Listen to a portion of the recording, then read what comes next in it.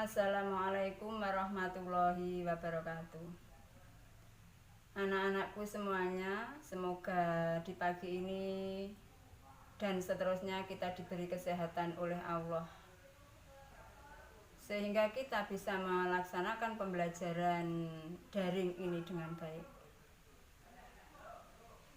Materi yang akan kita bahas saat ini atau kali ini yaitu memahami isi kandungan surat Asy-Syams ayat 1 sampai 10. Adapun KD-nya menganalisis isi kandungan surat Asy-Syams ayat 1 sampai 10.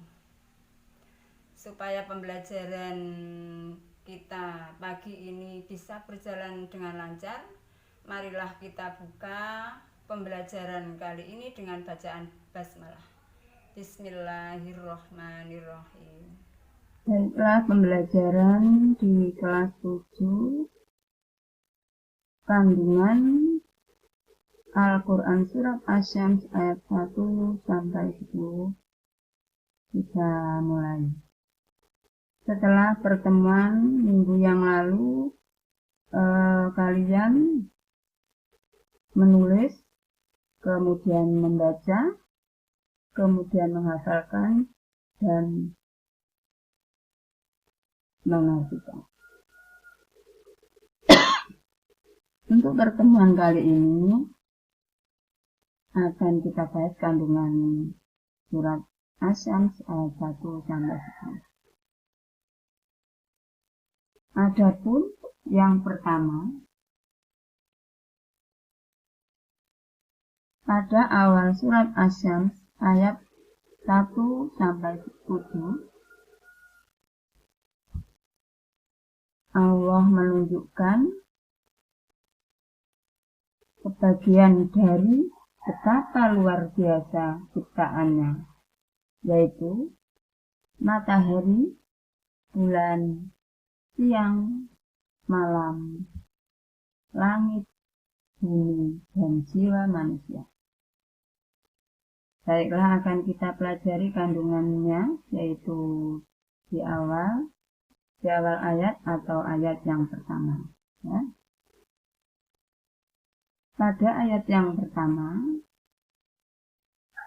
yang artinya demi matahari dan cahayanya di pagi hari, yakni sinarnya, yaitu waktu naiknya setelah munculnya, yakni cahayanya dan manfaat yang bersumber darinya.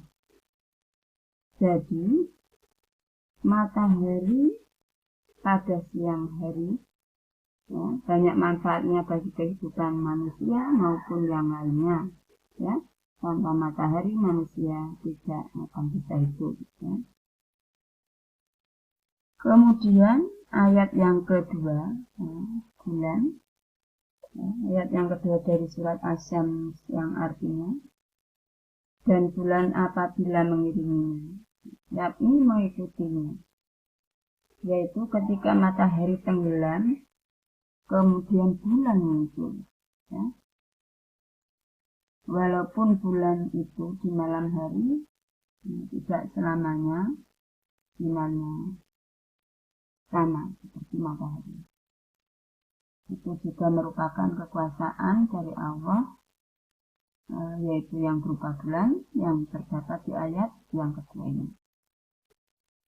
Kemudian ayat yang ketiga, dan siang apabila menampakkannya, ya, yakni ketika siang apabila terang benderang, di waktu siang kita bisa melihat, kita bisa membaca, melihat sekeliling kita tanpa adanya sinar, bantuan sinar, kita sudah bisa melihatnya, ya. Itu juga merupakan kekuasaan Allah.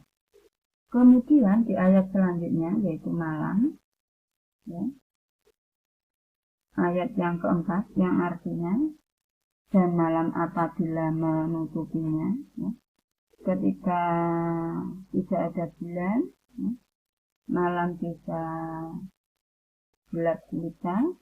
Jadi ketika kita ingin melihat, ingin membaca dan sebagainya, kita akan memerlukan bantuan, ya, yaitu bantuannya sinar atau lampu. Kemudian ayat yang kelima, yang artinya dan langit serta pembinaannya, yaitu langit dan pengembangannya, peninggiannya yang demikian hebat, yang amat sempurna dan indah, yang merupakan kekuasaan Allah yang termasuk fenomena yang terdapat di dalam surat As-Syams ini. Kemudian ayat yang ke-6 ini, yang artinya dan bumi serta penghantarannya, yakni Allah membentangkannya dan memperluasnya sehingga memungkinkan seluruh makhluk untuk memanfaatkan bumi dengan berbagai segi, ya. Kita bisa memanfaatkan bumi, bisa menanaminya, tinggal di bumi, dan seterusnya, ya. Kemudian jiwa manusia, ya. Ini yang terdapat di dalam ayat 7. Dan jiwa serta penyempurnaannya atau ciptaannya, yakni penciptaan yang sempurna lagi tegak pada fitrah yang lurus, ya. Penciptaan Allah, ya, yang merupakan fenomena, merupakan kekuasaan Allah, ya, yang diciptakan, yang kita pelajari di dalam surat As-Syams. Kemudian pada ayat yang ke-8, maka Allah mengilhamkan kepada jiwa itu jalan kefasikan dan ketakwaannya, yakni Allah mengenalkan dan memahamkannya tentang ketakwaan dan kebaikannya, dan kefasikan dan keburukannya, ya. Kemudian dijelaskan di dalam ayat selanjutnya 9 dan 10. Di sini sumpah Allah terhadap orang yang beruntung dan orang yang merugi, ya. Di sini dijelaskan sungguh beruntung dan akan meraih segala apa yang diharapkan siapa yang menyucikan jiwa dan mengembangkan dirinya, ya. Itu orang yang beruntung, ya, yang menyucikan, yang memperbaiki, mengisi jiwa dengan memperbanyak amalan ketaatan dan kebaikan, serta menjauhi segala keburukan, maka dialah orang yang akan beruntung, ya. Kemudian di ayat yang selanjutnya, ya, yang terakhir ini, ya, kita bahas sungguh merugilah siapa yang memendamnya, yakni menyembunyikan kesucian jiwanya, ya, yakni mengotorinya dengan membawa dan meletakkannya pada posisi menghinakan dan menjauhkan dari sendiri, sehingga dia berbuat maksiat dan meninggalkan ketakwaan kepada Allah. Itu, ya, sumpah Allah terhadap orang yang merugi. Di ayat yang lain bisa kalian pelajari tentang sumpah Allah Subhanahu wa Ta'ala terhadap orang yang beruntung dan merugi, ya. Misalnya terdapat di dalam surat Al-Asr. Pembelajaran saat ini kita cukupkan di sini dulu. Kemudian kalian bisa melihat pembelajaran ini di elemen, ya, di elemen sesuai dengan pertemuan saat ini.